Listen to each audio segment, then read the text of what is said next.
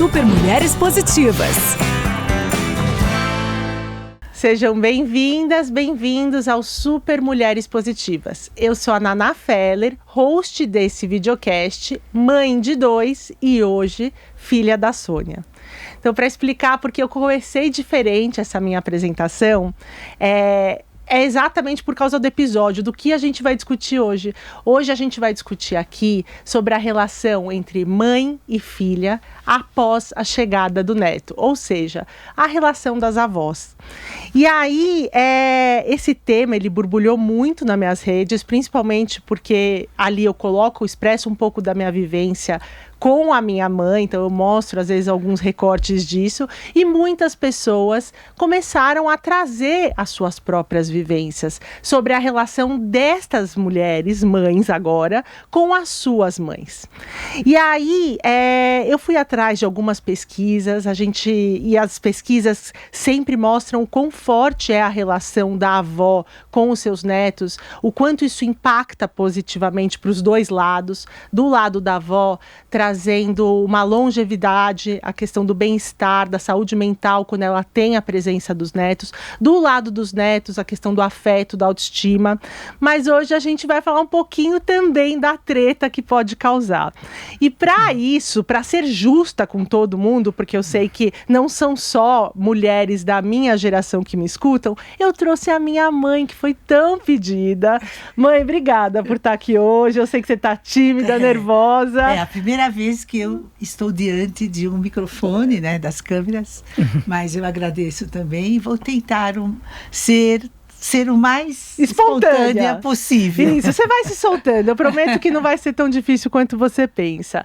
A minha mãe, a Sônia Regina Sade, ela é vó do Nico e da Anne, ela tem a minha irmã, né? Então sou eu e minha irmã, e ela também é psicóloga. Mas, para mediar essa treta, a gente chamou... para equilibrar essa treta e mediar se realmente aqui a gente passar por um conflito, né? Brincadeiras à parte, mas eu trouxe uma pessoa que vocês amaram quando ela gravou comigo um podcast. Ela é a doutora Blenda Oliveira. Doutora, muito obrigada por estar aqui conosco hoje. Boa tarde, Nana. Muito obrigada por estar aqui pela segunda vez. E assim como a Sônia, vamos tentar, né, Sônia? Sim. Fazer uma contribuição para esse tema que é tão importante, principalmente nos dias de hoje. Sempre foi, mas nos dias de hoje acho que ele tem uma relevância maior. E a doutora Blenda, ela é psicóloga pela PUC, psicanalista, escritora, né? Da última vez que ela esteve conosco, inclusive, ela falou sobre... Ela era na época do lançamento do livro. As pazes com... Fazendo as pazes com a ansiedade. E a gente trouxe isso para o podcast. Para quem quiser escutar ou escutar novamente, porque já faz um tempinho, o podcast também está nas plataformas de áudio da Jovem Pan, Spotify, Deezer, que é o Culpa Materna. Mas hoje a gente vai falar um pouquinho da culpa da avó, porque nem isso ela escapa, né, doutora Blenda? Não.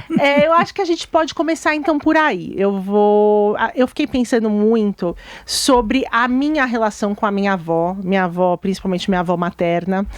A mãe da minha mãe foi aquela avó... vovózona mesmo, né, mãe? Sim. Que assumiu muito, quando minha mãe sempre trabalhou muito, então ela assumiu muito os cuidados, né, das netas, meu e da minha irmã, muito presente, muito afetiva, e ela tinha como fazer isso, porque ela não trabalhava, ela deixou de trabalhar, né, ela foi costureira por muitos anos, mas quando a gente chegou, ela realmente assumiu ainda mais esse lugar, principalmente para minha mãe continuar trabalhando.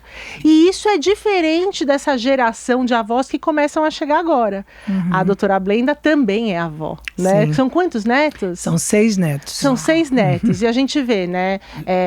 Ainda atendendo agora com o próprio podcast, trabalhando muito, estudando sempre. A minha mãe, a concorrência lá em casa é, olha, fim de semana eu tenho curso, eu tenho que estudar, ou as crianças. Então, vocês são mulheres que chegam como avós, não sendo mais a vovozinha que a gente imaginava e tem muito nos livros, nos contos e nas nossas lembranças. Sim. O quanto isso gera de frustração nessas mães e o quanto isso pode gerar até culpa nessas avós. Tem até um meme, né, para já passar a palavra para vocês, mas que é, poxa, justo na minha vez de ser mãe, a avó não quer me ajudar a criar? Então eu queria que você comentasse um pouco sobre isso. Então, Nana, olha, eu acho que a gente primeiro tem que... a gente não pode deixar de contextualizar o mundo que estamos vivendo hoje, né? Tanto homens como mulheres hoje têm uma capacidade de longevidade muito maior do que se tinha antigamente. Uma mulher hoje, aos 60 anos, aos 50 anos, é muito diferente de uma mulher de 40 anos atrás, 50 anos atrás, a gente sabe disso. Nossas mães, né? Nossas avós. Então, as mulheres, felizmente, mesmo que estejamos, às vezes a gente não está da forma como a gente, na velocidade que a gente queria, mas eu acho que a gente vem conquistando espaços cada vez maiores, não é? De se inserir em muitas funções que não é somente a criação dos filhos e da família. Como também do casamento, aquelas ou aqueles que casam, né? Então, claro, as avós que chegam hoje, né? Por exemplo, da minha geração e da geração, imagino que da sua mãe, claro, tem muitas diferenças, tem muitas peculiaridades, a gente não consegue generalizar isso, mas são mulheres, né, com muito maior protagonismo com a própria vida, né? Criamos os filhos, algumas trabalharam e fizeram carreira, né? Outras estão se aposentando, mas querem fazer outras coisas, não é? A mulher madura, mais 50, mais 60, mais 50, mais, ela tem ressurgido e não tem como isso não mudar a nova organização familiar. Então, nós como avós, de fato não estamos absolutamente disponíveis, né, para os netos ou para tomar conta dos netos, muito embora a gente tenha uma população que não podemos deixar de lado, uma população grande, não é? Que para sair para trabalhar, para poder inclusive dar sustento para a família, necessita que essas avós tomem esse lugar de mães. Isso é uma coisa que acontece muito, não é? Principalmente em faixas econômicas mais baixas, tantas vezes a gente vê isso, a avó tendo que cuidar dos netos, e não são poucos, né? Levar à escola, educar enquanto a mãe está fora de casa. Sempre ou a gente uma mulher. vê sempre uma mulher, né? E a gente vê também muitas mulheres que migram, né, de uma cidade para outra para conseguir emprego, mulheres que migram de países para o outro, deixando as mães no lugar dessas, as avós no lugar dessas mães. Então a gente tem uma diversidade muito grande e claro, dependendo da situação e da classe social, mas assim, pensando aqui no nosso mundo mais imediato, inclusive eu tenho uma neta que um dia desses ela me perguntou assim: ô vovó, por que você não tem um cabelo presinho, branquinho e usa óculos? Até ela imita assim você não é aquela vovozinha, né? E aí a gente começou a brincar com isso. Não, a vovó é outro jeito de vovó, mas é vovó também, né? Então a gente começou a conversar um pouco sobre isso. Eu acho que tem um outro tipo de mulher também madura e, portanto, outro tipo de avó, que não necessariamente, né, isso é negativo. Embora, aí eu vou entrar numa parte que pode ser um pouco delicada, que eu estou falando com uma filha, né? Acho que às vezes os filhos têm uma expectativa muito grande em cima de nós, principalmente mães. Embora as filhas se achem muito ativistas, feministas ativistas, mas na hora que se trata da mãe, elas não têm tanto ativismo assim. Então, você tem que tomar conta, né, dos meus filhos, você tem que estar aí. Como assim você foi para o curso e não veio tomar conta? A gente vê isso acontecer. Como assim? Ela agora só quer saber de viajar, só quer saber de cuidar dela. Só quer ser livre. Só quer ser livre, né? Pois é. É exatamente isso que queremos, né? Que a gente, depois de criar os filhos, que é uma tarefa longa, e no meu ponto de vista a tarefa mais difícil, eu considero, na vida, e mais importante da mulher, que é criar filhos. Eu estou falando muito da mulher porque nós estamos aqui entre mulheres. Sim. Eu não estou eliminando a figura masculina, do pai, a figura masculina e toda a rede que é em volta disso.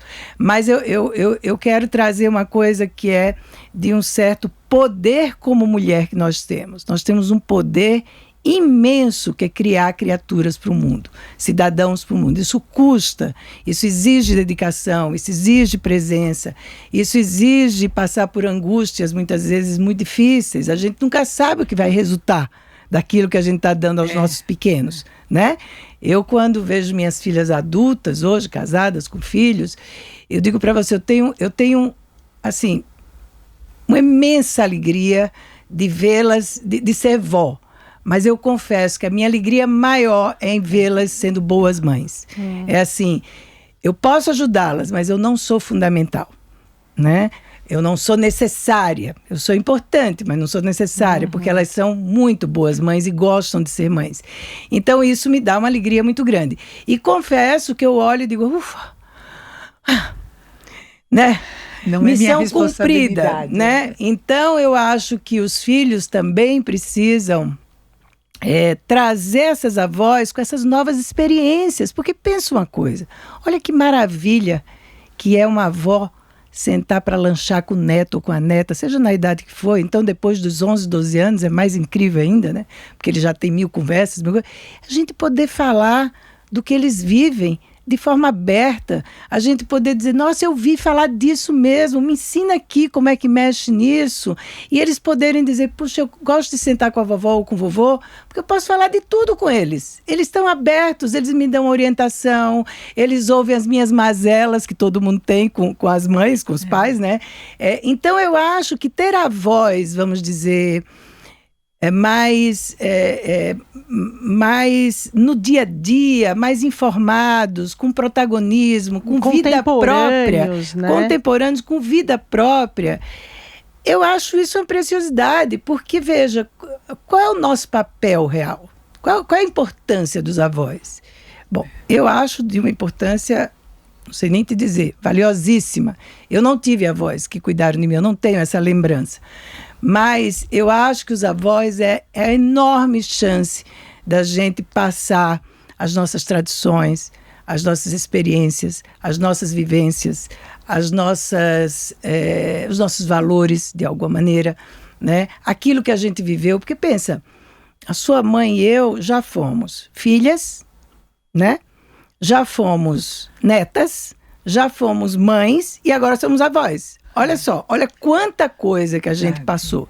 Então, poder dividir isso com os netos, ter essa condição dessa transgeracionalidade, que inclusive para nós que somos mais velhos, isso é de uma vitalidade enorme. Tem pesquisas que mostram isso. Eu não trouxe aqui os números, mas posso depois passar, mostrando, né, como o desenvolvimento cognitivo dos idosos, o desenvolvimento emocional, como ele se revitaliza na presença de jovens, que podem ser os netos, podem não ser, mas podem ser os netos. Porque os netos movem essa vitalidade. Então, ao invés... Eu tento sempre olhar para a coisa como uma vantagem, né? Eu acho que ao invés de dizer, puxa, a gente tem menos as avós, mas a gente pode ter avós e avós com mais qualidade, com mais abertura, com mais propriedade para falar de temas, às vezes, que são tão proibidos, né? Ou que a criança não se sinta à vontade, às vezes, de falar com o pai e com a mãe. A minha mãe comentou aqui que para ela, como ela tem essa certa timidez com as câmeras, era uma cilada que eu a trouxe. Mas a cilada é minha, porque você foi falando e algumas coisas foram realmente pegando, porque eu me declaro uma mulher feminista, luto pelos direitos, liberdade, só que na hora que ela vira para mim e fala assim, hoje à noite eu tenho o meu curso, eu não consigo dar conta das crianças. Como assim? Mas agora você é avó. Assim e aí, mesmo. não é assim, mãe? Assim mesmo. Mas eu acho que é interessante a gente, então, a partir dessa nova dinâmica que existe, eu consegui... Você estabeleceu um dia, né? Da semana que eu posso contar com você. Quinta-feira e a sexta-feira. Você tem que falar um pouquinho mais perto. Nas quintas e sextas. Quintas-feiras. Se mesmo assim, né? Fazendo... Se negocia, porque... Realmente, às vezes, não dá. Né? Mas, e aí, tem uma outra coisa que você falou, que eu percebo muito na minha mãe, que por mais que tem muitos momentos que eu fico te puxando, poxa, mãe, falei, né, você precisava estar com as crianças, você precisava me ajudar mais, tal, tem um outro lado de muita admiração, né? De você nunca parar de estudar, de você ter as suas amigas e, né, sair com as amigas para tomar um drink e com a idade que, assim, é isso que você falou, a gente não imaginava que uma mulher aos 60 e muitos, né, tivesse essa vida ativa também social. E que legal a gente ter isso como exemplo também para essas netas que estão chegando. Sim, porque, Naná, a gente não pode esquecer que a gente está vivendo uma revolução enorme de longevidade, né? Nós temos uma população cada dia envelhecendo mais. Nós vai dobrar a população de pessoas 60 a mais até 2050, né? Tem aí estatísticas sobre isso. Então, eu acho que é de um valor inestimável que as crianças, desde muito cedo, convivam com pessoas que são mais maduras, mais velhas, por que não? Ninguém gosta muito de usar essa palavra, eu não vejo problema nenhum. Pode me chamar de estar mais velha, idosa, está tudo bem, não acho problema nenhum, porque estou mesmo. Mas assim, eu acho, por quê? Porque a gente, quando é jovem, a gente esquece que mora dentro da gente um idoso. Que se tudo der certo, você vai envelhecer assim como eu, assim como sua mãe, né? E o que se espera? A gente espera que nossos filhos, dependendo se essa relação é uma relação tranquila, que eu digo bem elaborada, bem vivida, a gente espera o quê? Que esses filhos reproduzam aquilo que eles também viveram com as suas avós, ou seja, que eles também vão cuidar desses pais. E é assim que a gente passa de geração para geração. A ideia não é do sistema familiar como um sistema que respeita essa ancestralidade, essa história anterior. Então, eu acho que é um ganho. Eu tenho muita pena quando há desavenças em famílias, e há muitas, né? Muitas, sim, em que as avós ficam proibidas de verem seus netos ou filhos, enfim, né? E às vezes os netos sentem muita falta dos avós, né? Você estava falando que às vezes, por exemplo, se você briga com a tua mãe, né, o teu filho pode tomar teu partido, mas às vezes acontece de tomar o partido da avó. Por que você está falando assim com a vovó? Sim. Né? Porque, na verdade, a avó que a gente é muito diferente da mãe que a gente foi. Uhum. Às vezes, algumas brigas que certos filhos ou filhas têm com a mãe não é da alçada dos netos, né? Os netos podem ter outra relação e, de mais a mais, para mim, pessoalmente, ser avó foi uma grande chance de eu me ver como eu fui mãe, né? E ver a quantidade de erros que eu cometi, de faltas que eu tive. Eu pensei, puxa vida, a vida está me dando uma outra chance, né? De fazer diferente e viver um afeto muito mais espontâneo, muito mais descompromissado, muito mais engraçado, sem ter uma preocupação tão grande dessa coisa da educação, de formação que a gente tem com as crianças, lógico que precisa ter, que isso já passou, né? Então, eu penso que é uma relação que ela tem uma força muito grande, ela tem uma coisa que eu valorizo muito, que é assim, a gente poder contar história, né? Os meus netos adoram ouvir as histórias das mães dele quando eram pequenas. Vovó conta como era minha mãe, né? Ou às vezes eu tenho um neto que ele fala assim para mim, mas vovó, você não vai deixar eu comer esse chocolate? Eu disse, olha, eu tenho que falar com a sua mãe. Mas você é mãe da minha mãe. Você é mãe da minha mãe. É verdade. E fora aquilo que às vezes eu dou escondido. Exatamente. Que eu já vou entrar. Que nós vamos entrar, porque essa parte realmente... Então ela fala, às vezes eu digo, pois mas eu sei, eu sou a mamãe da sua mamãe, mas a mamãe agora formou uma família, sua mãe, então tem coisas que a vovó precisa pedir para a mamãe. Então acho que essa é uma parte, vamos dizer, não glamurosa, não romântica e difícil desse exercício da maternidade, vamos dizer, né? É da gente entender que os tempos são outros, que existem coisas novas e que existem combinados e acordos que a gente até pode quebrá-los um pouco, mas não de forma a atrapalhar a programação, vamos dizer, da educação que esses pais têm. A gente precisa tomar muito cuidado com isso, porque é meio automático, a gente faz. Porque a gente já fez outras vezes e viu que isso não tinha muito problema, então a gente vai e faz. Não é nem porque a gente quer desautorizar ou invadir, mas às vezes ocorre de se invadir e desautorizar. E até antes de entrar na treta do sorvete, do pirulito, do doce, que essa é o que mais me pediram, mãe, a vovó foi uma avó muito presente, né? A minha avó, que eu já falei isso aqui. Aí eu queria saber um pouquinho de você. Não. Você viu onde eu caí? Não, mas eu só quer ficar quietinha. Não, mas eu só quero me provocando. Mas eu só quero que você fale se em algum momento você pensa, porque você é isso, você é um turbilhão, uma energia. Eu falo, se eu chegar na sua idade, se eu chegasse na minha idade com a energia que você tem, eu já tava feliz, porque eu não tenho, né? Então eu acordo às 6 da manhã e vai dormir 10 da noite, fez tudo durante um dia. Mas em algum momento você para pensar, às vezes você sente alguma culpa de não ser a avó que a sua mãe foi? Ou zero? Você tá bem com isso? Não sinto culpa, mas vejo sim o quanto minha mãe foi dedicada, né? E eu sou assim, eu tento ser o mais autêntico até para estar autêntica com meus netos, brincar, né? Que esse seu jeito engraçado, né? Eu que sou acaba bem perdendo a espontaneidade. Eu acho que você podia falar disso, que você já reclamou comigo, de perder a espontaneidade com as minhas regras. Sim, eu penso, né? Como ela disse, ela no momento ela falou que às vezes respeitar essas regras. Temos que, hoje é um momento em que não dá para agir mais instintivamente, né, impulsivamente. Sim. E sim, é lógico que, ainda mais nós com a nossa formação, sabendo que tem uma educação a ser preservada, né? Mas eu acho que os grandes acordos estão feitos, né? Assim, vocês nunca vão passar do limite da violência, então, mas são pequenas coisas que às vezes eu quero mandar, que realmente depois eu fico vendo, não faz sentido nenhum. Tudo bem você falar do jeito que você fala, né? Acho que sim. Acabo perdendo mais do que ganhando. E eu vejo muito, às vezes, você fazendo isso, você estando no meu lugar, você virando a minha mãe, tipo, dando aquela ordem tão rígida às vezes, né? Mas tudo bem, tá tudo certo.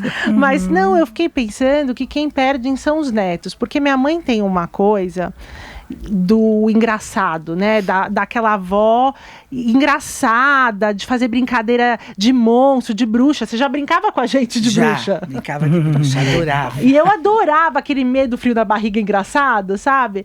E aí, às vezes, e o meu marido, que é super ativo também na paternidade, ele fica, mas em casa a gente não pode falar bobo na frente das crianças. E é uma coisa tão boba, que aí se ela fica pensando, não posso falar bobo. Não, assim não pode falar, assim eu não posso fazer.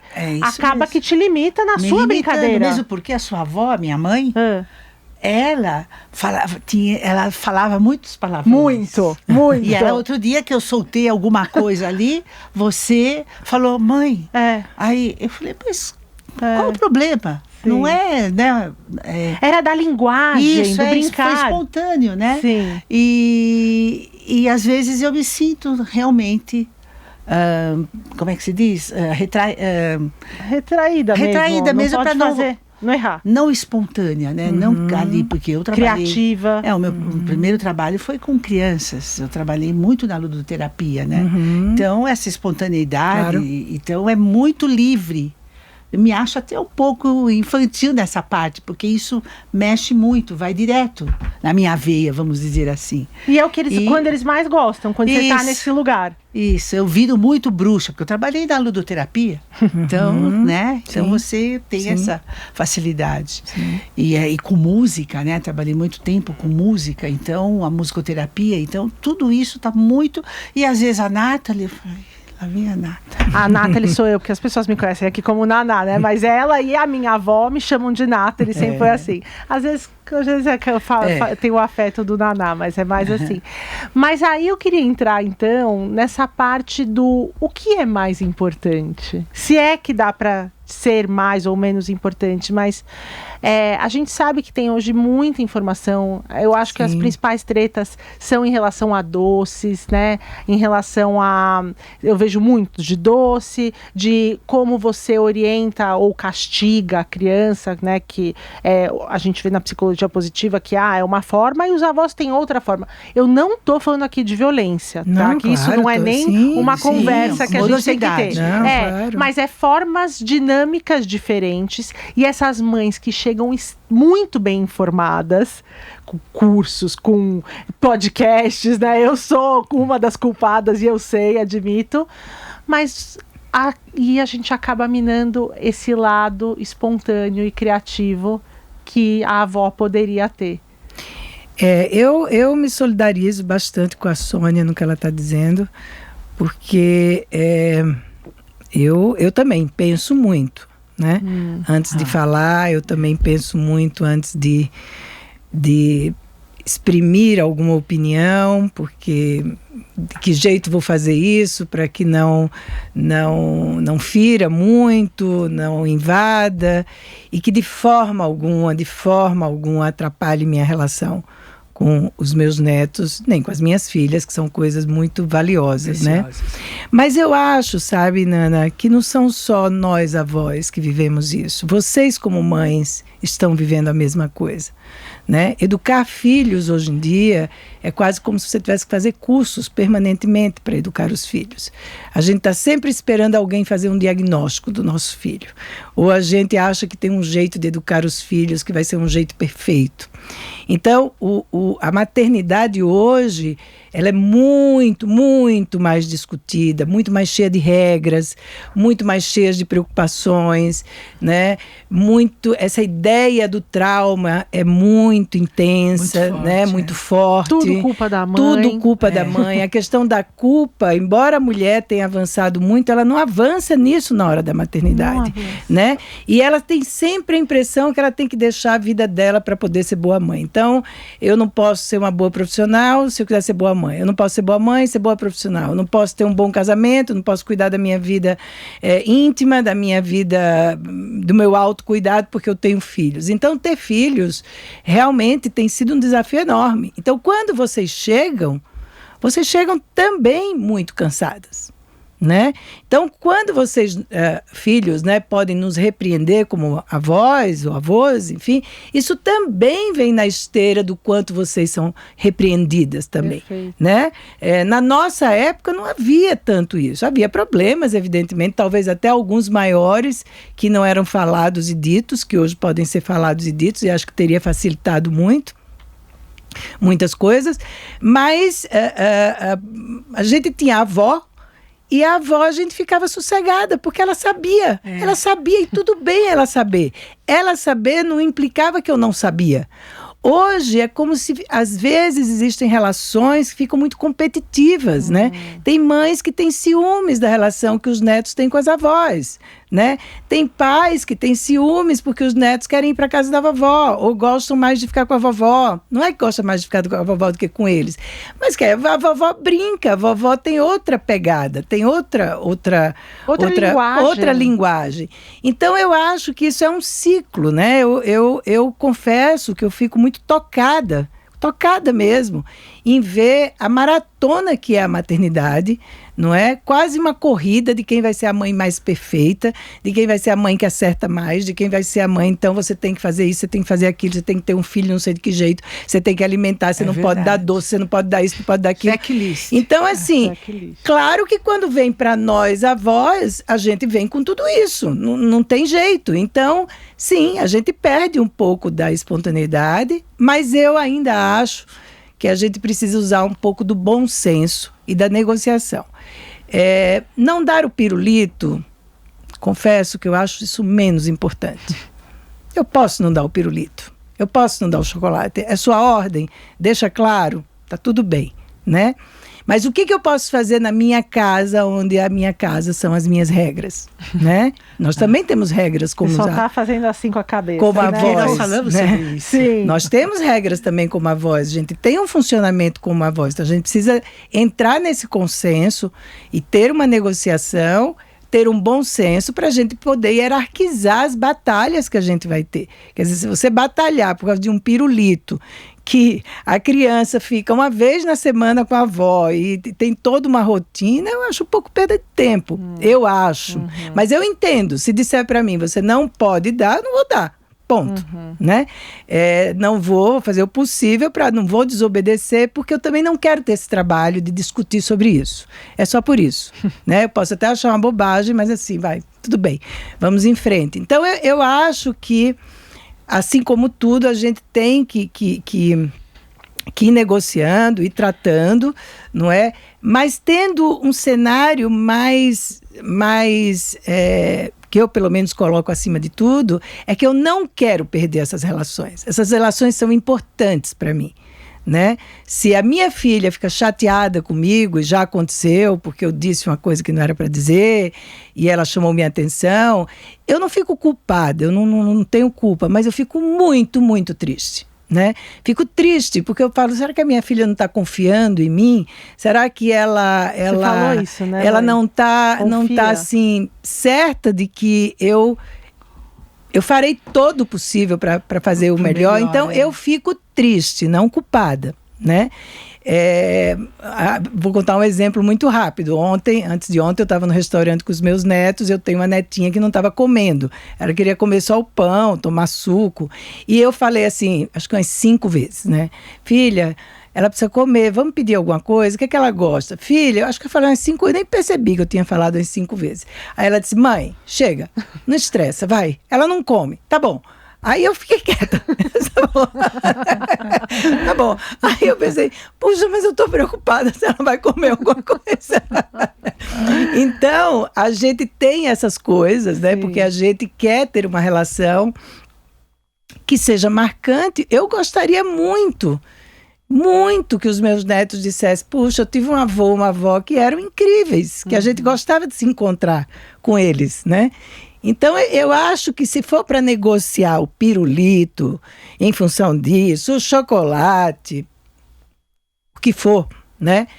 Respeitando também as regras da casa da avó, eu acho que a gente tem que abrir mão disso em função de algo maior, porque esse algo é muito grande. E tem mais uma coisa, daqui a pouco seus filhos vão crescer, 12, 13, 14, já não vai precisar mais de tanta mediação entre você e a sua mãe. Sim. Eles vão pegar o telefone e vão dizer, vovó, posso ir aí na sua casa? Eu queria falar uma coisa com você. Então, a gente tem que preparar esse caminho para quando eles estiverem adolescentes, pré-adolescentes, eles contem. E vocês como mães, se eu estivesse no lugar, né? Hoje em dia como mãe, nossa, eu iria adorar ter um avô que me auxiliasse, que pudesse conversar sobre meus dramas, meus equívocos, mesmo que a gente tenha opiniões diferentes, a gente venha de épocas diferentes, né? Mas que pudesse conversar, porque ser mãe é uma função solitária também. Tem né? uma cena, você compartilhou essa cena, eu vou compartilhar uma lá em casa, né? Que no começo foi uma discussão entre eu e meu marido, e depois os dois falaram, poxa, que bobeira, não vale a pena. Que o meu pai tem uma brincadeira de pegar, desde a época do meu primeiro filho, né? E agora com a Anne, que é a minha segunda filha, que tem 1 ano, ou seja, quando eles têm por volta de 1 ano, ele vai até a janela e tem uns moleques jogando bola lá embaixo, no prédio, e aí ele fica, seus meninos bobos, e as crianças amam isso. Eu acho que é o tom da voz, não é o fato do que tá falando, porque com 1 ano, né, não entendi. E aí bate no vidro, e aí aquilo no Nico me incomodava. Toda vez que eu via, eu brigava, batia. E aí a minha mãe pegava, as crianças iam lá, seus meninos, bate na janela e fica falando. Aí passa, né, passa o Nico por 1 ano, ele ia lá até a janela e ficava batendo. Chegando, já vai lá. E nunca falou, seus meninos bobos, só faz a brincadeira de ir até a janela. E a Anne, quando chega na casa deles, começa a apontar para a janela rindo. Quer dizer, é mais importante o que naquele momento? Então, porque essa conexão afetiva, não é, Sônia? Sim, afetuosa, sim. Ela tem um valor de saúde mental para a família, para as crianças, que nós, como avós, olhando hierarquicamente, a gente chegou antes de todo mundo. E as nossas bisavós antes de nós, enfim, né? Então, eu acho que é importante poder dar um crédito. Evidentemente, veja, acho que vale a pena ressaltar isso para não ficar uma ideia muito idealizada de avós, né? Existem muitas mães, avós, muitos avós que que são complicados manter perto das crianças, e existem avós que desautorizam permanentemente a maternidade dos seus filhos, da paternidade e a maternidade, né? Que criticam tudo, que estão sempre chamando atenção, que acham que elas não têm condições de ser mães. O outro lado, né? Você tá falando agora. Tá? Então uma treta que a gente não tem. O meu pai e minha mãe sempre falam muito bem da minha maternidade. Então, mas eu conheço esse outro lado. Quer dizer, o empoderamento da maternidade, né? Isso é uma coisa que vem muito dos pais da gente, quanto olham pra gente quanto filho e filha, e diz: filha, filho, vocês são capazes de ser pai e mãe. Sim. Vocês vão dar conta. Não sou eu que vou dar conta por vocês. Eu posso ser aqui, nós somos co-criadores, vamos dizer, mas você é o principal. Então, eu queria deixar isso claro, porque algum ouvinte, algumas pessoas estão ouvindo, deve pensar: puxa, mas eu tenho uma mãe muito problemática, eu tenho um pai muito problemático, né? A minha mãe me desautoriza, a minha mãe briga com o meu marido. Quer dizer, são situações que, claro, que precisa, não é porque é avô e avó que eles têm um direito adquirido de estar ali, né? A gente precisa ter bom senso do que a gente quer mais perto. Às vezes que a gente está falando a partir do bom senso. Do bom senso. Acho muito importante, né? Essa ressalva. Sim, mas existem outras coisas que, por exemplo, uma mãe vai acompanhar uma filha na maternidade, vamos dizer, que acabou de parir. Uma mãe ou uma sogra, que a gente vai chegar nesse assunto das sogras e das mães, né? Eu, particularmente, acho que uma mãe tem que ajudar a sua filha a cuidar do bebê. Não ela cuidar do bebê, ajudar a filha a cuidar. Então facilita a vida dessa filha. Isso. Vai fazer as compras, deixa ela sossegada, segura o bebê para ela dormir. Você não tem que ficar interferindo nessa maternidade, né? No sentido invasivo.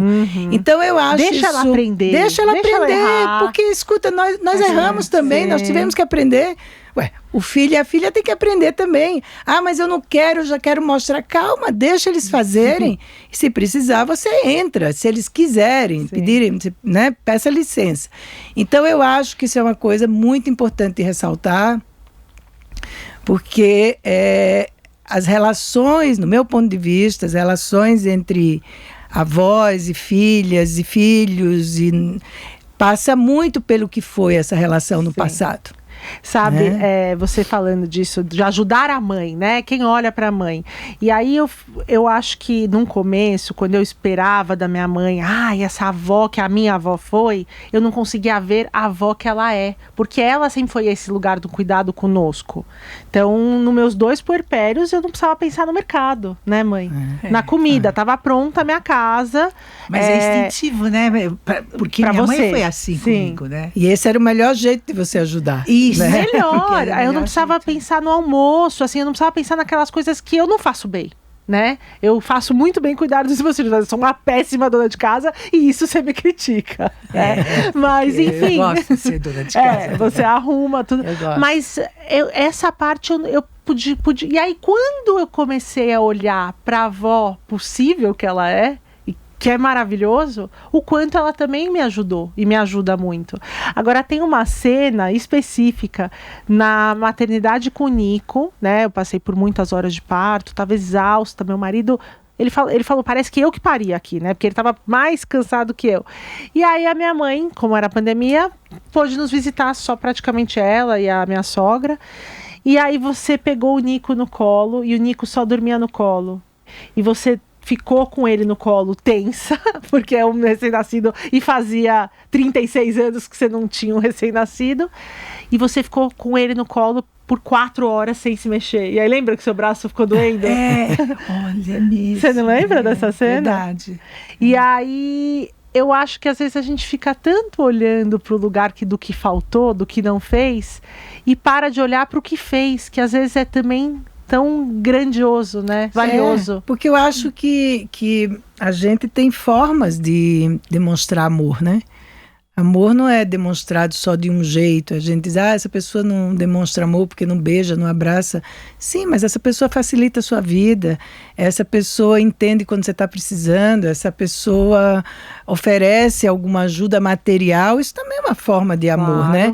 Então eu acho que cada avô, cada avó, guardando essa outra parte, nós estávamos falando antes, se não tiver tantos problemas, ele tem que fazer aquilo que é possível, aquilo que está ao alcance dele e fazer do melhor jeito possível, né?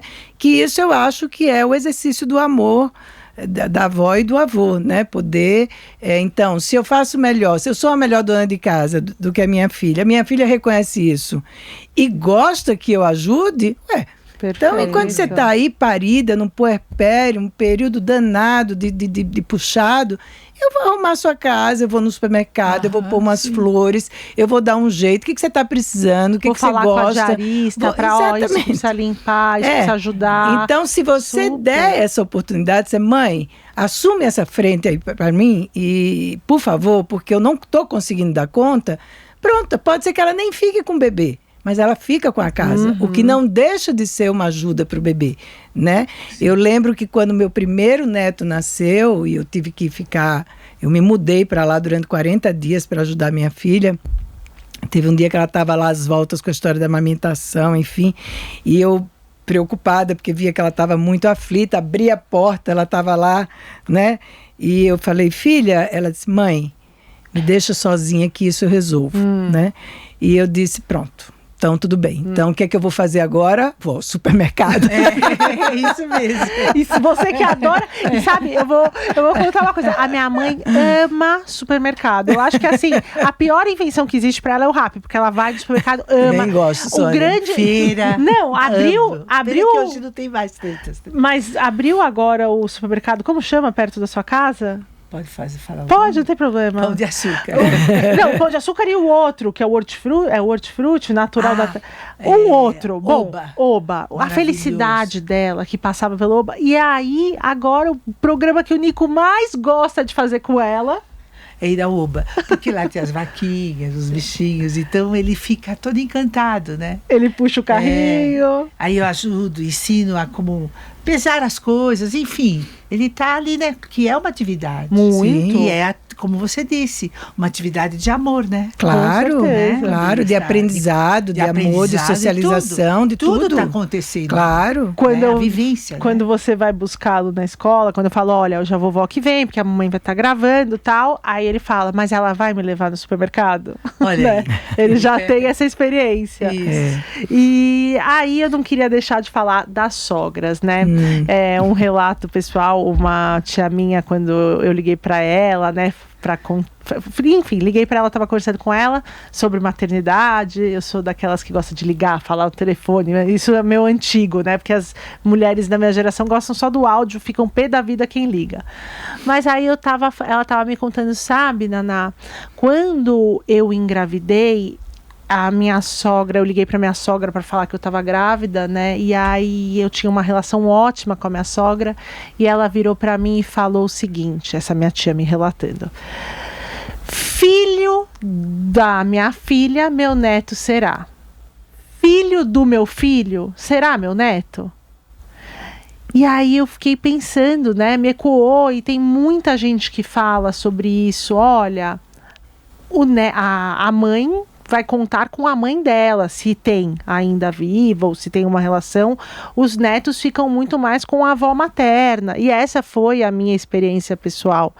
Mas eu vejo os meus filhos, né, se dão super bem com a avó paterna também. Claro que a minha mãe é muito mais presente porque a gente mora muito perto, eu conto muito com o apoio deles, mas eu fiquei pensando o quanto essa frase também diz um pouco sobre o filho é da mãe, né? E sim, passa por esse lugar do machismo também. Sim. O filho é da mãe, inclusive da sogra, né? Também, né? Sim. Porque se é meu filho, né? Também tem aí essa questão toda de como é que essa sogra se relaciona com o fato de ter um filho que casa e passa a formar uma família. E a partir do momento que se forma uma família, evidentemente que essa passa a ser a sua família principal. Claro que você vai continuar convivendo com seus pais e cuidando e tudo mais, mas agora você tem uma família para cuidar, né? Se você tiver que pegar pela mão e tiver que fugir, você vai pegar pela mão dos teus filhos e vai fugir. Essa é a realidade, né? Então, às vezes, pode acontecer, eu não acho que acontece só do lado do homem, mas isso às vezes pode acontecer, da sogra se sentir perdendo ali um lugar, né? E eu acho que algumas podem se sentir muito inseguras. Depende muito também da relação que elas têm com as próprias noras, né? Quanto essas noras também permitem, quanto essas noras se aproximam, quanto também o filho aproxima essa mãe, né, da sua própria família, que eu acho que isso é uma tarefa do filho, ele também tem que trazer essa mãe, né, porque eu acho que você tem uma sogra que colabora, que também está junto, com a qual os filhos têm uma boa relação, é um ganho tremendo, né? Mesmo que a gente não pode negar, né, Nana? Existem pessoas com as quais a gente tem mais intimidade, você tem mais liberdade. Eu já tive muitas pessoas, acho que a Sônia também, né? Pessoas que eu atendi no meu consultório, que elas tinham muito mais liberdade com a sogra do que com a própria mãe. Sim. Era o contrário, né? Essas sogras eram muito mais disponíveis, conversavam mais, estavam muito mais dispostas. Às vezes tem quadros, às vezes de adoecimentos, então essas sogras podem tomar esse lugar. Então, eu acho que tem um mito aí sempre da sogra, né? Como se a sogra fosse sempre a bruxa aí da história, né? Mas eu acho que isso não é uma regra, embora ocorra, porque eu acho que a relação mãe e filho, às vezes, é uma relação menos democrática do que a relação mãe e filha, que a gente um pouco está preparada para essa filha ter a vida dela, casar, ter filhos. Isso ainda acontece, isso ainda está no imaginário de muitas mães, né? Está mudando isso, mas ainda está. Então, eu acho que algumas mães, principalmente são mães de filhos únicos, enfim, de repente o casamento é meio ameaçador, né? É ameaçador e às vezes significa um luto da perda de um lugar de exclusividade que eu tinha. Então, isso pode gerar reações muito fortes e uma certa competição. Mas né? Sabe que você fala muito sobre a avó-ternidade, né? Ser uma segunda chance. Sim. Pode, inclusive, ser uma segunda chance para nora e sogra. Né? Porque ali, agora, elas têm algo, um amor em comum. Sim, que é o neto. Sim. Então, é uma oportunidade para olhar para isso também. Sim, e eu acho que isso passa muito pela questão, né? Do julgamento também, não é? Quer dizer, se você é uma sogra, seja a mãe, seja sua mãe, seja a mãe do seu marido, enfim, né? De qualquer lado, que consegue de fato entender que esses filhos estão criando uma vida e que tem coisas que eles vão fazer muito diferentes daquela que você fez, e você vai escolher as suas batalhas. Eu acho que as coisas podem andar de uma forma muito mais produtiva e muito mais arejada, né? Agora, exige esforço. Né? Exige esforço, exige que a gente abra mão de algumas coisas, exige, como toda convivência exige. Sim, né? sim. Mas eu acho um ganho muito grande você ter a voz dos dois lados. É um ganho muito grande. Ô, mãe, tem uma frase nesse estudo até que a doutora Blenda mencionou, que é aquela frase de o amor de vó é o amor maior do mundo, está se confirmando nesses estudos. É melhor ser mãe ou ser vó? Você sabe responder isso? Para você, o que você acha, a experiência? Não existe melhor ser mãe ou ser vó. É o tempo, né? Eu acredito sim que eu fui uma mãe realizada, fiz o que eu podia, o que eu esperava enquanto ali exercer esse papel, essa função de mãe. E adoro ser vó também. Adora. Então eu acho que... Tá babando. Babando, nossa. Não é que é melhor. É a responsabilidade, né? Ser avó é mais suave, vamos dizer. É mais gostoso, porque nós não temos a responsabilidade que vocês... né? Como Sim, pais, na educação, né? Sim, que é o mais difícil. É muita responsabilidade, é muito difícil, sim. E a avó é mais gostoso, vamos dizer assim, né? Mais espontâneo, mais criativo, se você me permitir, né? Sabia que ela ia me cutucar. Não é? Ela não ia passar o programa sem a alfinetada final. Prometo que depois do papo de hoje... Eu acho que vamos tomar, acho que valeu. repensar. Já está valendo a pena ter vindo nesse sentido que vai fluindo, né? Estamos aqui fluindo. Doutora Blenda, queria agradecer imensamente Obrigada a você. a sua presença, viu? A gente não criou grandes conflitos, Imagine. foi tudo bem. E inclusive, se você quiser convidar as pessoas para escutarem o seu podcast, que agora você é uma podcaster também. Eu tô tentando, né? Não, tá super legal. Eu acho que você entrou num nicho ainda pouco explorado na podesfera, né? Eu tô tentando, porque acho que eu não tenho, né, essa pegada aí de entrevista tão rápida, mas vamos lá, vamos indo, né? Eu trago entrevistadores que me ajudam muito, eu já peço a eles uma ajuda pra gente, me ajuda aqui, né? Então convido vocês a assistirem, o podcast chama Todos Nós. E vamos lá, vamos tentando trazer as informações. Eu acho que essa é uma contribuição que eu posso fazer, né, para trazer alguma informação que possa ser útil e levar as pessoas a refletirem um pouquinho. Eu acho um serviço assim de grande valia esse que você faz, esse papo que nós estamos tendo aqui, que é um papo real, né? Que é um papo real, a gente está falando de um jeito real, né? A gente não está falando, a gente está falando das nossas agonias como avó, das culpas, das tristezas, não é? E como às vezes é difícil a gente ter que cruzar os braços e assistir algumas coisas, porque isso é parte da tarefa de aprendizado, não é? Então eu acho que se a gente tiver calma, paciência. E você fez a pergunta para tua mãe, o que é melhor, ser mãe ou avó, né? Eu sempre penso nessa pergunta. Eu acho que é muito bom ser avó, porque sendo avó eu tenho uma ideia do que eu fui como mãe. Muito bom. E eu sempre tive muitas dúvidas quanto à minha maternidade. Nunca achei que eu fui uma boa mãe, né? Sempre tive muitas dúvidas. Então, quando eu vejo minhas filhas crescidas, eu falo, acho que eu arrasei, essa é a real. É verdade. Mas acertadas. Não causei tanto problema, mas a minha maternidade, ela foi marcada por muitas dúvidas, por muitas angústias, né? Muita agonia de será que eu estou fazendo direito ou não? E nem tinha tudo isso, né? Que tem hoje, né? Mas eu fazia psicologia, nós fazíamos, então eu consultava os livros, né? Era um negócio. Então eu acho que ser avó é muito bom quando a gente pode olhar para trás e ver, e olhar para baixo e ver os descendentes que a gente criou. Isso eu acho que dá uma alegria muito grande, porque é o melhor que eu posso contribuir para o mundo é com os meus descendentes. Muito bom. Queria agora agradecer minha mãe. Para ela é muito difícil estar aqui falando no microfone. Ela é boa na clínica, no olho a olho, no tete a tete. Ela já tinha me falado isso, mas foi brilhante aqui estando ao meu lado. Muito bom. Obrigada por estar aqui, por compartilhar também um pouco dessas dores de ser uma avó. E eu espero que vocês tenham gostado. Eu também gostaria de agradecer, né? De estar ao lado da doutora Blenda e também quebrar esse, né? Esse gelo que nós tínhamos, Sônia, que eu não ia fluir, né? Fluiu. E fluir. Muito super. Né? E agradeço também, Naná. E espero que você também repense sobre, né?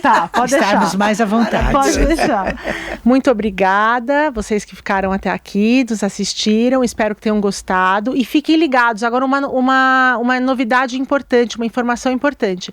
Os nossos episódios irão para o ar às terças-feiras, às 19 horas. Mudamos, agora é prime time. Então, às 19 horas, na terça-feira, Jovem Pan Entretenimento e em todos os tocadores de áudio favorito, mas agora às terças pela manhã no podcast. Então, avisem aí essa novidade, mas na próxima terça-feira temos um novo episódio no ar também.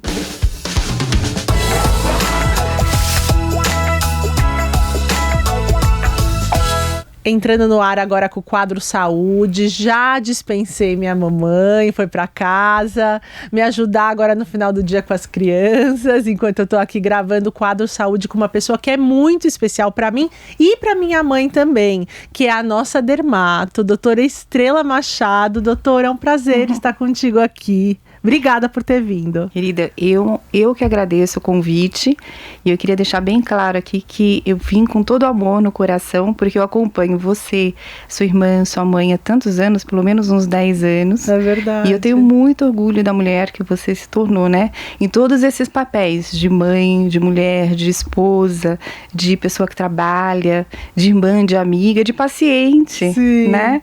E ela é assim, gente, é sempre super orgulhosa. As nossas consultas são um pouco de consulta realmente, né, para ficar com o rostinho ali bonitinho, em ordem e tal, mas também tem esse lugar muito da nossa troca, né? Você acompanha desde quando eu comecei o podcast. Então, te ter aqui hoje, eu acho que calhou muito bem, doutora, no nosso tema principal, que é sobre a voz. Né, a gente está falando sobre a relação entre avós e filhas. Você cuida da avó e da filha. E dos netos. E dos netos, né? Dos netos daqui a pouco.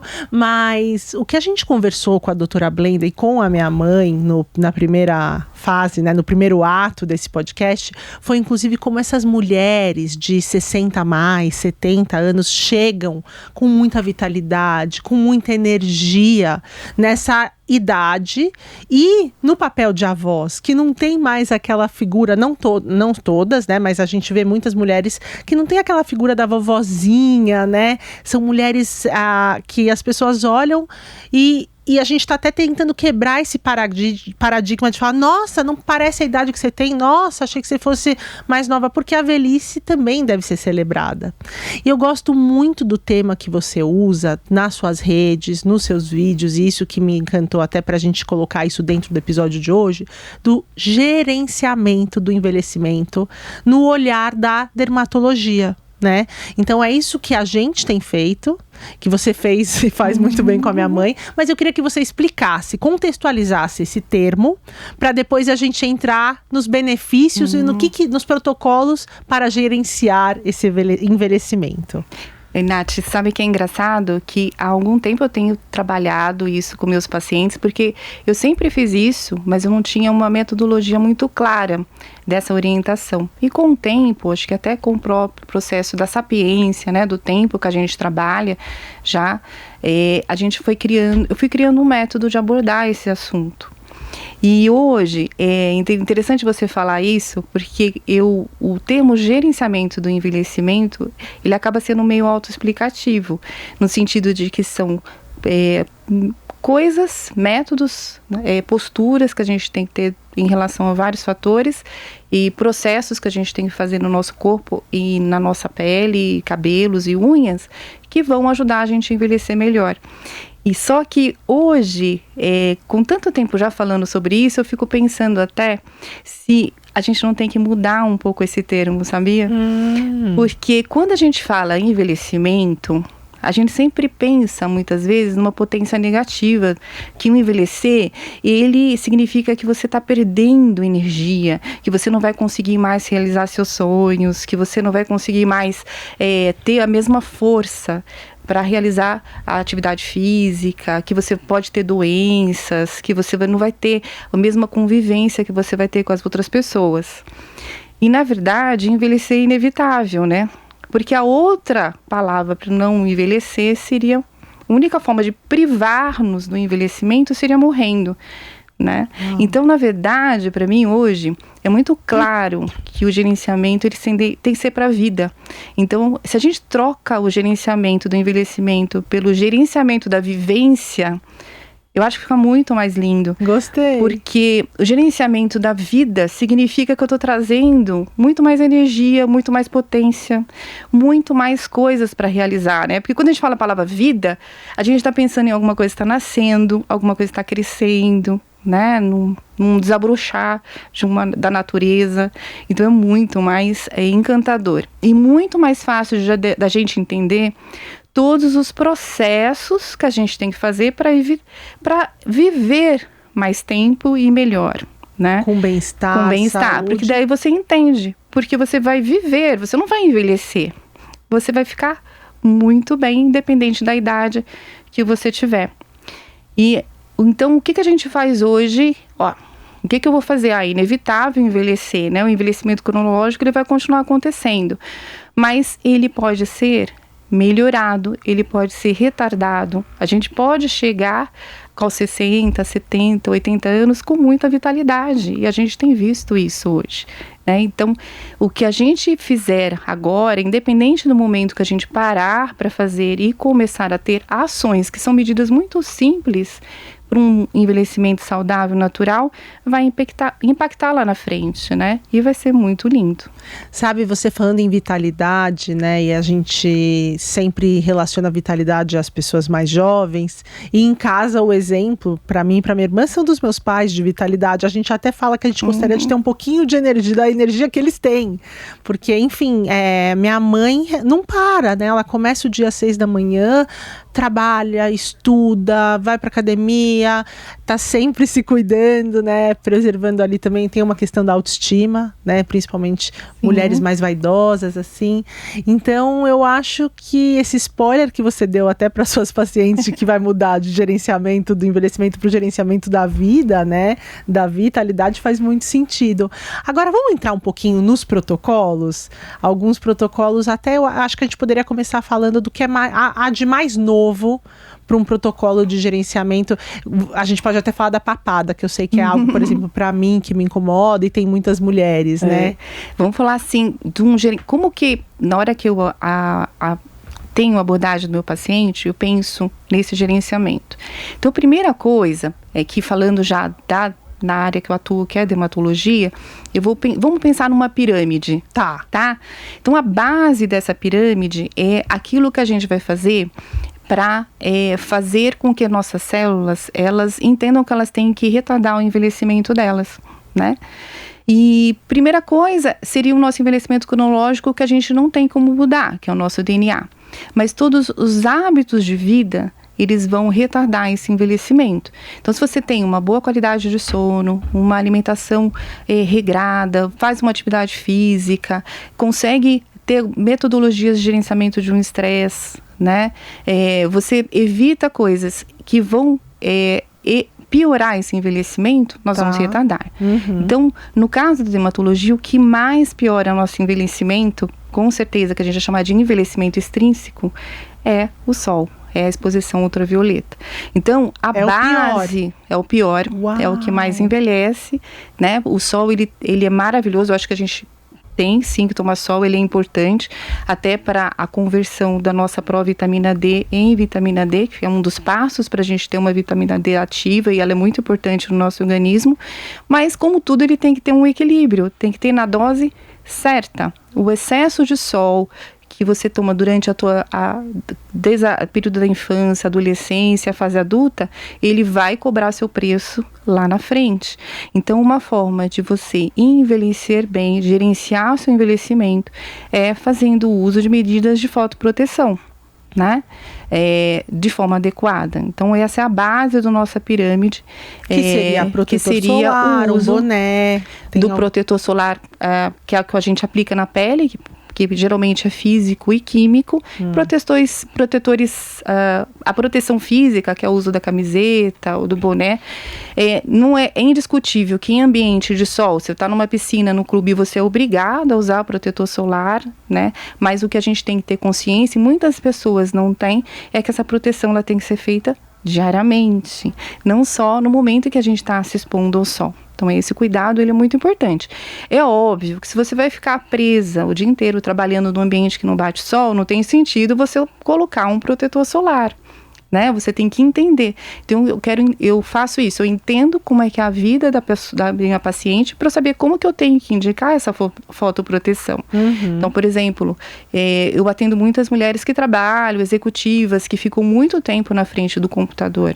Então, eu preciso, sim, protegê-la da luz azul, né, que é muito comum nesses ambientes. Então, eu preciso usar um protetor que geralmente é uma base ou um antioxidante, como vitamina C, vitamina E. Agora, uma pessoa que trabalha, um esportista, que faz... é maratonista, que faz esporte pelo menos 4 horas por dia debaixo do sol, eu vou ter que saber orientar um protetor que é compatível com esse tempo de sol. Então, é a base da nossa pirâmide, em especial da nossa orientação à fotoproteção. E quando que ela começa, né? Quando a gente começa a prevenir o envelhecimento nesse caso? 6 meses de idade, porque é a partir dos 6 meses de idade que a gente está autorizado a usar fotoproteção, né? Então, é esse momento que a gente tem que entrar. né? Nossa, se meu marido escutar isso, ele vai adorar, porque até as pessoas tiram sarro dele, que ele enche as crianças desde pequenas com protetor diariamente para ir para escola. Outro dia eu postei, né, um vídeo dele passando protetor na batalha do protetor de manhã.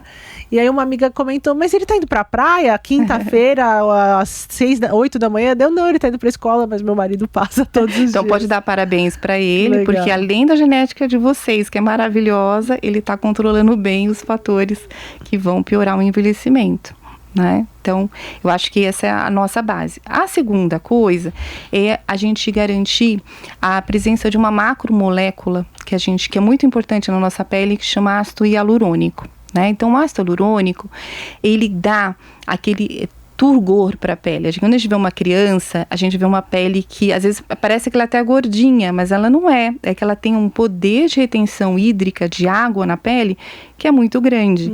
E isso ocorre pela presença do ácido hialurônico. E o ácido hialurônico é degradado com o passar do tempo, em especial pela fotoexposição, pelo tabagismo, pela poluição, né? Pelos estilos de vida não tão adequado. Então a gente precisa garantir que a gente degrade menos o ácido hialurônico, né? Além da fotoproteção, no caso, a gente repor na nossa pele produtos que são hidratantes, que contêm esse agente e outros agentes que têm o potencial de hidratação. Então, isso é muito simples. Então, eu já dei aqui 2 dicas de ativos que são importantes no seu dia a dia, que você pode começar a ter esse hábito, como escovar o dente, que é a fotoproteção, e usar um hidratante que tenha na sua formulação o ácido hialurônico como um hidratante importante para o seu dia a dia, né? E junto a isso, à medida que vai passando o tempo, a gente vai colocando no nosso dia a dia alguns outros ativos que têm uma função, basicamente, de ajudar o nosso organismo a diminuir a inflamação, a produção de radicais livres, né? Porque tudo isso que a gente faz na nossa vida produz radical livre. E o radical livre, né? Os famosos zeros, né? Que são as fases reativas do oxigênio, eles vão ajudar a fazer as células envelhecerem. Nós temos mecanismos endógenos de controle. Vamos controlando esse envelhecimento, mas tem uma hora que ele vai falhando. E à medida que a gente vive mais, ele falha mais, né? Então a gente precisa ajudar. E aí entra os famosos antioxidantes, como vitamina C, os alfa-hidroxiácidos, né? E os retinoides, que vão ajudar no tonúvio celular. Então, o skincare, o tratamento da pele e a prevenção são a base para começar um bom gerenciamento do envelhecimento. E aí a gente sobe para o topo da pirâmide, tem aí sim alguns protocolos. Então, dentro dessa pirâmide, a base, ela é prevenção. Só que a gente vai precisar, com o tempo, tratar também. Já existe a necessidade, já apareceu uma ruga, apareceu uma mancha, apareceu a flacidez. E aí você vai usando métodos que, geralmente, no caso da dermato, não invasivos, que vão melhorar essas questões. E isso vai depender de como é a genética dessa paciente e como ela foi em termos de estilo de vida durante a vida. Por exemplo, toxina botulínica, que é um procedimento que a gente faz, que faz parte do pilar das rugas dinâmicas, né? Que é o conhecido como Botox. Conhecido como Botox, tá, né? Ele vai relaxar a musculatura para a gente não ter as linhas de expressão tão acentuadas. Tem pacientes que começam com 20 anos, tem pacientes que eu só vou fazer depois dos 30, dos 40 anos. E eu tenho hoje no consultório pacientes de 50 anos que ainda nunca fizeram uma toxina botulínica. Isso é legal também, né? De ser uma vontade da mulher, né? Então você falou muito da pirâmide, de como a gente pode prevenir.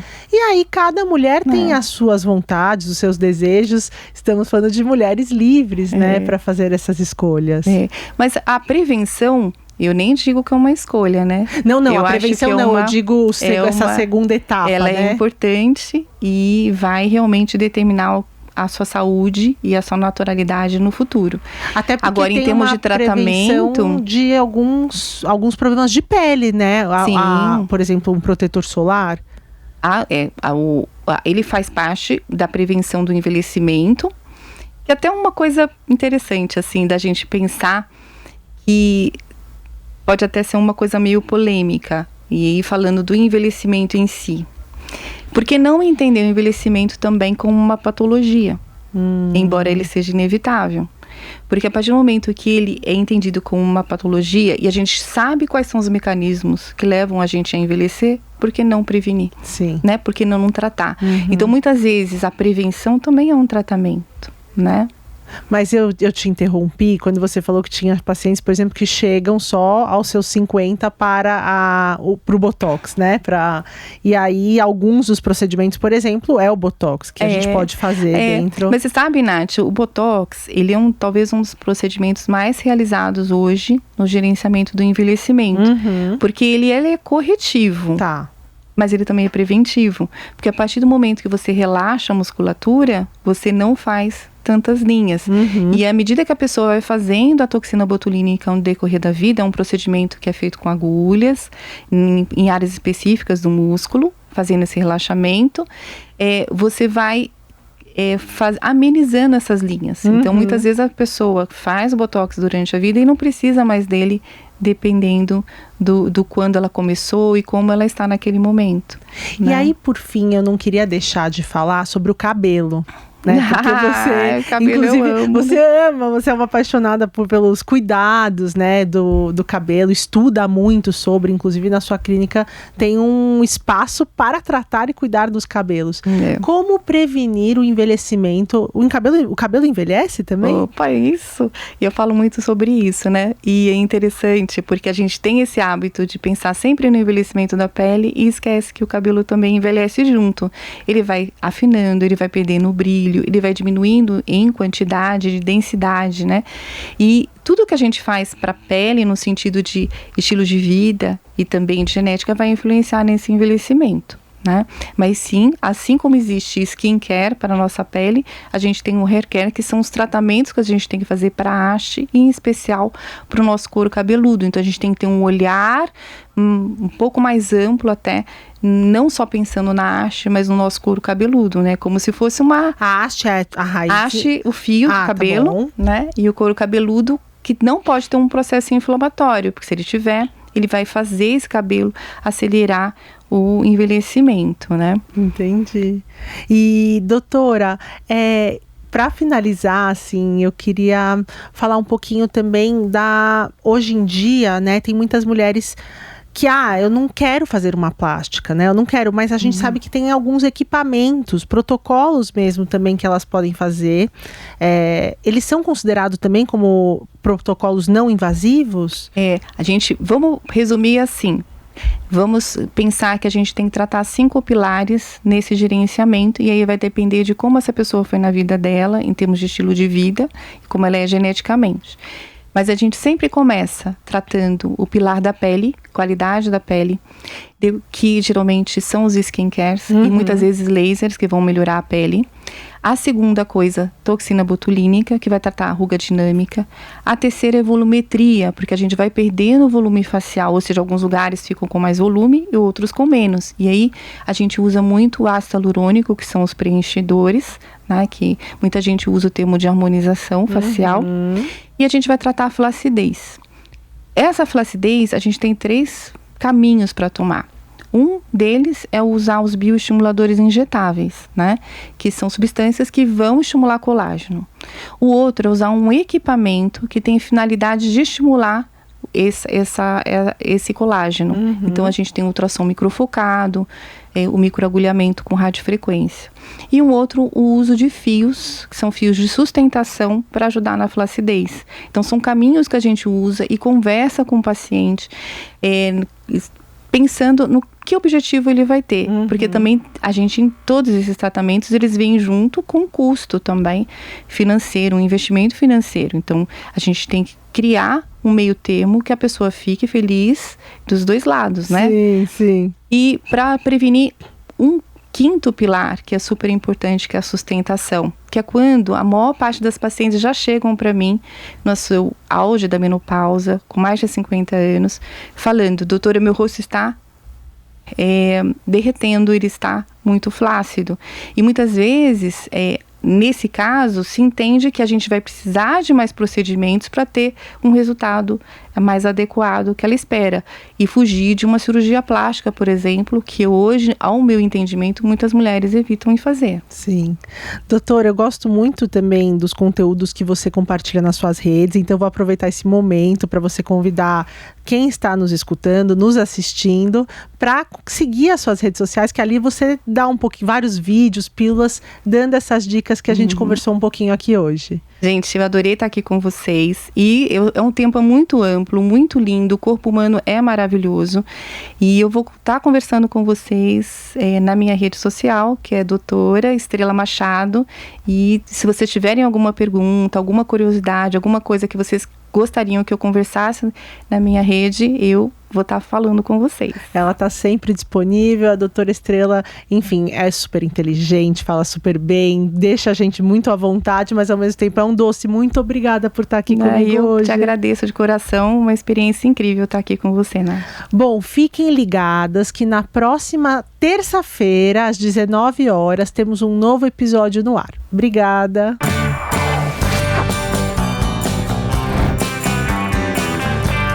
Super Mulheres Positivas. Realização Jovem Pan News.